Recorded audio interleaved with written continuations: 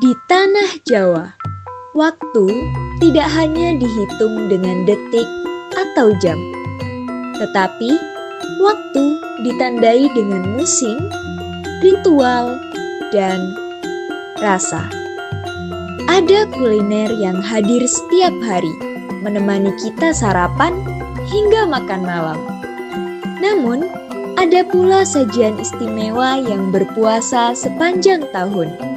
Mereka bersembunyi di balik bilik sejarah, menunggu satu tanggal sakral untuk menampakkan diri. Bukan sekedar makanan, mereka adalah doa yang dimasak. Mereka adalah sejarah yang bisa dikunyah. Hari ini, kita akan mengupas kisah 5 kuliner legendaris Jawa yang hanya muncul satu kali dalam setahun. Dari bubur suro hingga ganjel rel. Inilah jejak leluhur di atas piring kita. Kita mulai perjalanan dari penanda awal tahun. 1 Suro atau 1 Muharram. Saat malam pergantian tahun tiba, di banyak rumah di Jawa Timur dan Jawa Tengah, aroma santan dan rempah menguar. Inilah bubur suro, atau masyarakat Madura menyebutnya tajin sora. Konon, akar sejarah bubur ini merentang jauh hingga ke masa Nabi Nuh.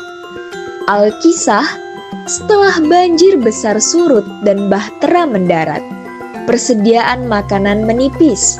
Nabi Nuh mengumpulkan sisa-sisa biji-bijian yang ada kacang, gandum, beras, dan memasaknya menjadi satu bubur untuk dinikmati bersama umatnya sebagai wujud syukur karena selamat dari bencana. Filosofi itu hidup hingga kini. Bubur suro bukan tentang kemewahan rasa, tapi tentang selamatan. 7 jenis kacang yang sering menjadi topping melambangkan 7 hari dalam seminggu. Doa agar setiap hari di tahun yang baru, kita senantiasa diberi keselamatan. Ia hanya muncul setahun sekali, sebagai tugu peringatan bahwa kita masih diberi nafas untuk memulai babak baru. Bergeser ke tanggal 10 Muharram, kita menuju kota Kretek, Kudus. Di sini, ribuan orang rela berdesakan bukan untuk emas, melainkan untuk sebungkus nasi kecil berbungkus daun jati. Nasi jangkrik. Namanya unik bukan? Tenang, tidak ada serangga di dalamnya. Ada yang bilang, jangkrik berasal dari celetukan Sunan Kudus yang memuji masakan istrinya dengan kata, "Jangkrik enak tenan." Namun, versi lain menyebutnya berasal dari kata hyang kereta, yang berarti kesejahteraan. Nasi ini adalah warisan Sunan Kudus saat prosesi buka luwur atau penggantian kain kelambu makam. Isi nasi ini adalah bukti cinta dan toleransi tingkat tinggi.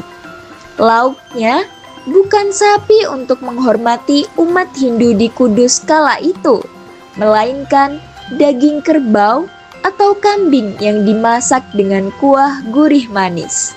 Setahun sekali, nasi jangkrik menjadi simbol bahwa keberkahan atau ngalap berkah itu nyata. Rasa lelah mengantri terbayar lunas saat suapan pertama nasi beraroma daun jati itu menyentuh lidah. Rasa persatuan yang melampaui sekat agama. Dari Kudus, kita meluncur ke Jatinom, Klaten, tepat di bulan Safar. Di sini, langit tidak menurunkan hujan, melainkan menurunkan kue apem. Ini adalah tradisi Yakowiyu. Kisahnya bermula dari Ki Ageng Gribik, seorang ulama besar yang baru pulang dari ibadah haji. Ia membawa oleh-oleh kue dari tanah suci. Namun, jumlahnya tak cukup untuk ribuan muridnya. Maka, ia meminta sang istri membuat kue sejenis dari tepung beras. Lalu Ki Ageng Gribik memanjatkan doa, "Ya Qawiyu ya Aziz, wahai zat yang maha kuat, wahai zat yang maha perkasa." Kue itu dilemparkan, dibagi rata dan secara ajaib membawa kegembiraan. Nama apem sendiri diyakini berasal dari bahasa Arab, yakni afan atau afwan, yang berarti ampunan. Memakan apem di bulan Safar bukan sekedar kenyang, tapi simbol memohon ampunan Tuhan dan kekuatan fisik serta batin. Setahun sekali, ribuan ton apem disebar, mengingatkan kita bahwa berbagi adalah sumber kekuatan sejati.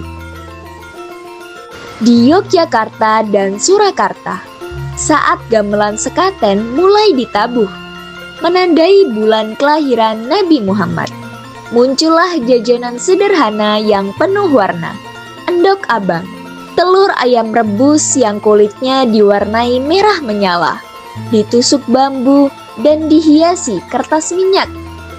Sederhana? Tunggu dulu, telur adalah simbol sangkan parining dumadi, asal-usul kehidupan.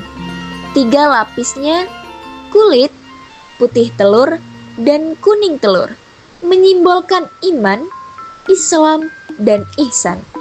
Warna merah adalah lambang keberanian dan kebahagiaan menyambut kelahiran Rasulullah. Endok abang tidak dijual di toko roti mewah atau supermarket. Ia hanya ada di tengah riuh rendah pasar malam sekaten. Membelinya adalah cara orang Jawa merayakan kehidupan, sekaligus mengingat bahwa di balik cangkang tubuh yang fana, ada inti ruh yang harus dijaga kesuciannya. Terakhir, kita singgah di Semarang. Sesaat sebelum bulan suci Ramadan tiba, dalam tradisi Dukderan, ada satu roti yang menjadi primadona, roti ganjel rel. Bentuknya balok, warnanya coklat, teksturnya alot dan padat, mirip bantalan rel kereta api. Roti ini memang bukan tentang kelembutan. Teksturnya yang keras melambangkan bahwa puasa itu berat dan butuh perjuangan. Namun, rasa manis dari gula Jawa dan aroma kayu manis di dalamnya menjanjikan hasil yang manis di akhir nanti.